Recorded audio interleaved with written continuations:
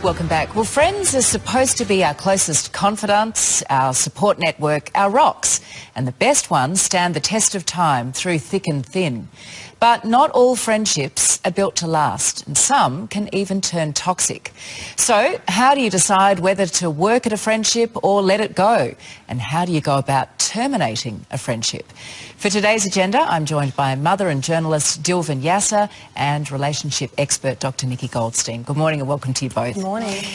Dilvin, you wrote an article about this on 9 Honey and it was captivating. You experienced a friendship or relationship breakdown quite early in life. Just talk us through it. It was spectacular. We were quite young, so it was primary school, and I had a best friend and she stole my purse. My mother had bought me this beautiful purse, and one day she stole it with my canteen money, and she convinced our teacher that I was the one who had stolen from her in the first place.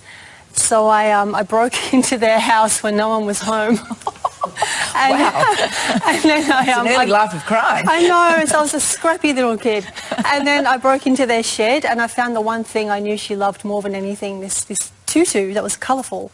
And I took to it with scissors. And it was just in shreds. This was terrible. And then I wrote in 9 Honey, actually, that I'm glad it happened. It was spectacular, but, you know, there's no grey area. Like that marriage. The friendship was the end. Like, you know, you can't come away from that. No. Yeah. And what did it teach you at such a young age? Don't steal my purse. Don't steal my purse. Well, that's the obvious thing. Look, I just thought if something is unforgivable, you can't forgive it, you do need to walk away. And I did, and I probably shouldn't have broken into her home and attacked her stuff. But it did make me question, okay, friendships. What am I willing to deal with? What am I willing to work on? Yeah. I wasn't going to deal with a thief as a friend. Conversely, Nikki, a lot of people choose to perhaps, you know, turn the other cheek and maintain a friendship and put up with what would be considered bad treatment. Why do we do that, do you think? Well, I think it comes down to guilt. You know, we're taught about this sisterhood, that we should support each other, that we should be friends. We're talking a lot about mental health these days and, you know, asking people around you, are you okay? We're never actually taught that it's okay not to like somebody. So I kind of find that we hang in there.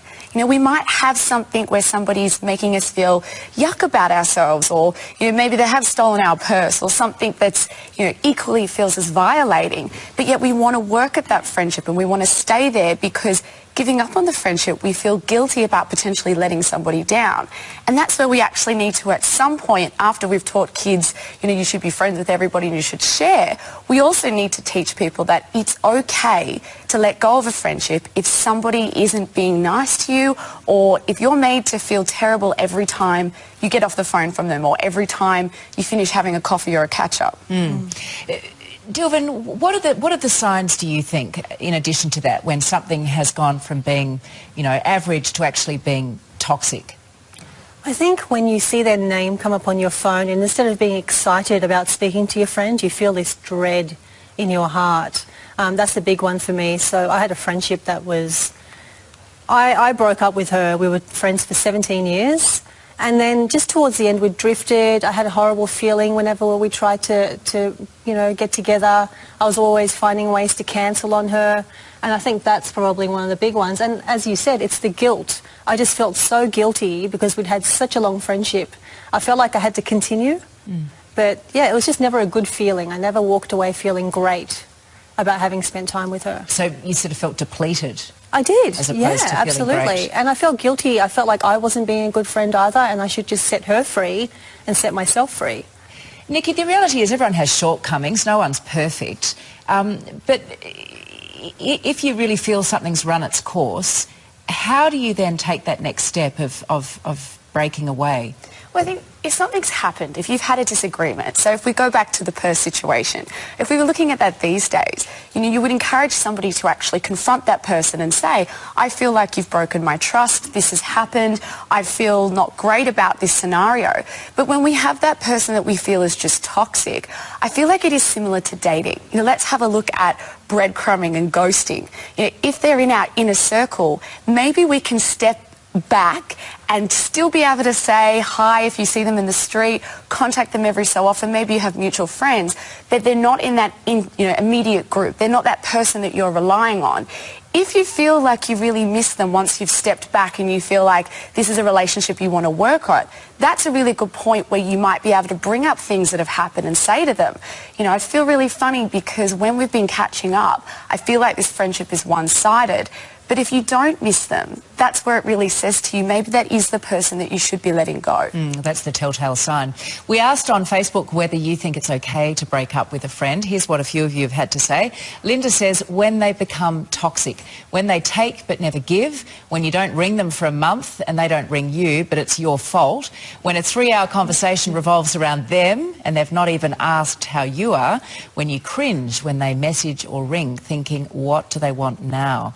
Amanda has posted, friendship is like a garden. You need to cultivate it. When it gets down to a quick once-a-year text to say happy birthday and that's all, sadly, I think you both need to move on.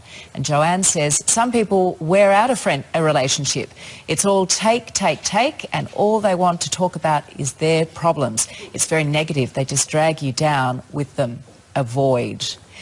Do you think that analogy of a garden that needs nurturing is an accurate one? Is it something you have to keep working at? Or should it be effortless? Well, friendships are like a relationship, a romantic one. You do need to work with it.